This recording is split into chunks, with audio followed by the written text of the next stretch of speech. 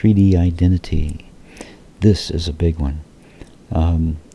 By following the patterns of the culture and the demands of the culture, then you have the identity that the culture respects and rewards as being successful, so you can have a nice, comfortable, successful life in the culture.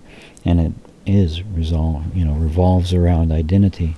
In the more group-oriented cultures, it would be one's place in the group and how all of that is channeled and controlled to keep the identity within that group, and how you do that, and how you work so hard to always have in Japan to be able to always agree with everybody and to fit in.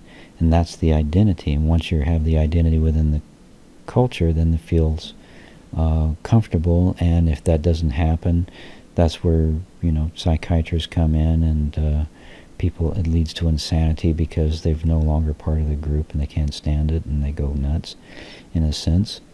3D identity in an individualistic oriented society is a person has to build their own reputation, build their own credibility, go to school, get this, get that. Group-oriented cultures aren't so much that way. That's an individualistic oriented culture where a person builds their character, and they build their respect, and they build this according to the societal rules, and you're getting all the things, this checklist of things that make a person have a great identity, and you're driving the really nice car, you get the job that's enviable, and lots of money, and a big house, and whatever. All of these things, this identity is they're all sets of concepts.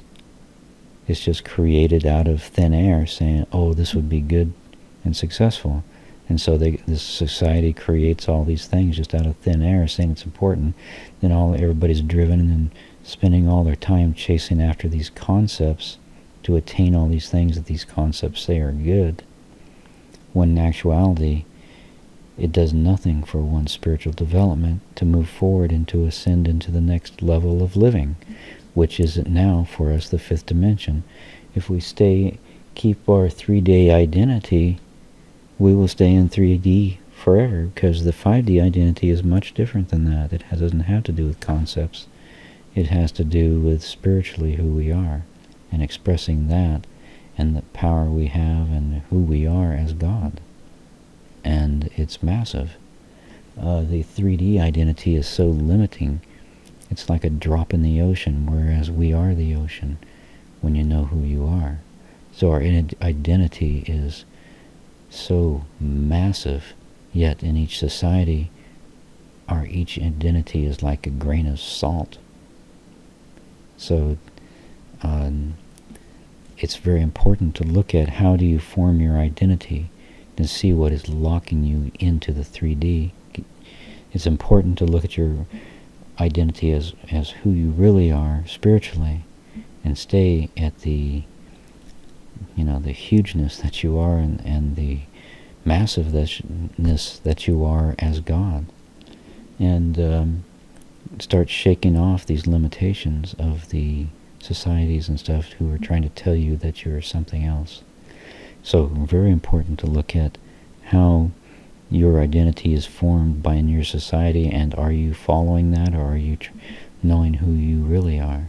So here's another aspect that is important to know in order to free you to ascend.